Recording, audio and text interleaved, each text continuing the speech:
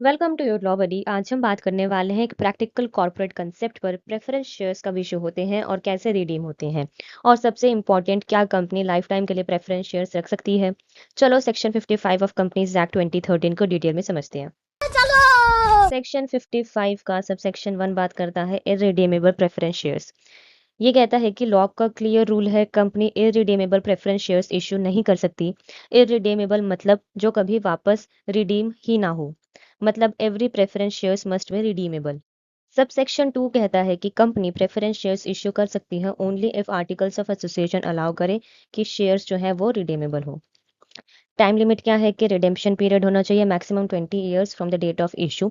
Exception क्या है कि कंपनी 20 ईयर से ज़्यादा पीरियड के लिए भी इशू कर सकती है only for the infrastructure projects. Condition है कि हर साल कुछ परसेंटेज रिडीम करना होगा। ऑप्शन प्रेफरेंस शेयर होल्डर्स के पास होगा। इंफ्रास्ट्रक्चर प्रोजेक्ट्स का मीनिंग जो है which is defined in the schedule 6 of the act. Infrastructure projects की डेफिनेशन जो है वो आपको कंपनीज एक्ट शेड्यूल 6 में ढूंढनी पड़ेगी। लेकिन इन शॉर्ट में इंफ्रास्ट्रक्चर प्रोजेक्ट्स वो लार्ज स्केल डेवलपमेंट प्रोजेक्ट्स होते हैं जो पब्लिक यूटिलिटी, इकोनॉमी और बेसिक फैसिलिटीज प्रोवाइड करते हैं। देन इसके बाद है प्रोवाइजोस। प्रोवाइजो का क्लॉज ए कहता है कि शेयर्स रिडीम तभी होंगे जब पैसा आए, profits which is available for the dividend, या फिर फ्रेश इशू ऑफ शेयर्स हो। Borrowed money as redemption allowed नहीं है। नेक्स्ट है फुल्ली पेड कंडीशन के प्रेफरेंस शेयर्स फुल्ली पेड होने चाहिए before the redemption. Partly paid shares redeem नहीं हो सकते। कैपिटल रिडेम्पशन रिजर्व कि अगर रिडेम्पशन प्रॉफिट से हो रहा है तो इक्वल अमाउंट नॉमिनल वैल्यू के बराबर ट्रांसफर करना होगा कैपिटल रिडेम्पशन रिजर्व अकाउंट में। कैपिटल रिडेम्पशन रिजर्व अकाउंट में जो सीआरआर का इंपॉर्टेंस है वो ये है कि इसको ट्रीट किया जाता है as paid up share capital. Capital protection maintain करता है। नेक्स्ट है रिडेम प्रीमियम ऑन रिडेम्पशन। अगर रिडेम्पशन पर प्रीमियम पे करना है तो सर्टेन प्रिस्क्राइब्ड कंपनीज जो है which is under section 133 compliance premium profit से ही प्रोवाइड करना होगा।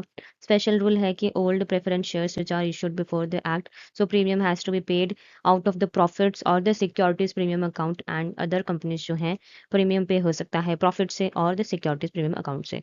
सेक्शन 55 का सब सेक्शन 3 कहता है कि सिचुएशन कि कंपनी रिडीम नहीं कर पा रही है या फिर डिविडेंड भी पे नहीं कर पा रही है तो ऐसे शेयर्स जो हैं वो अनरिडीम्ड प्रेफरेंस शेयर्स बन जाते हैं।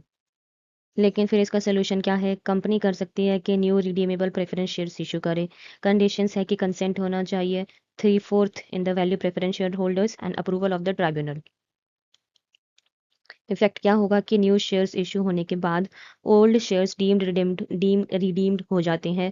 प्रोटेक्शन टू द माइनॉरिटी है कि ट्राइब्यूनल इंश्योर करेगा कि जो शेयर होल्डर्स कंसेंट नहीं देते उनके शेयर्स इमीडिएटली रिडीम किए जाएं। एक्सप्लेनेशन है, ये कहता है इस प्रोसेस को शेयर कैपिटल इंक्रीज या फिर रिडक्शन नहीं माना जाएगा।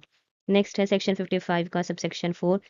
ये कहता है कि सीआरआर का यूज कंपनी कर सकती है बोनस शेयर इशू करने के लिए फुल्ली पेड शेयर्स के फॉर्म में। एंड देन जो फाइनल एक्सप्लेनेशन क्लॉज है वो बात करता है कि इंफ्रास्ट्रक्चर प्रोजेक्ट्स का meaning which is defined in schedule 6 of the act. ठीक है। अगर आपको वीडियो यूजफुल लगा हो और कंपनीज एक्ट को सिंपल लैंग्वेज में समझना हो तो योर लॉ बडी को सब्सक्राइब कर दीजिए। Thank you.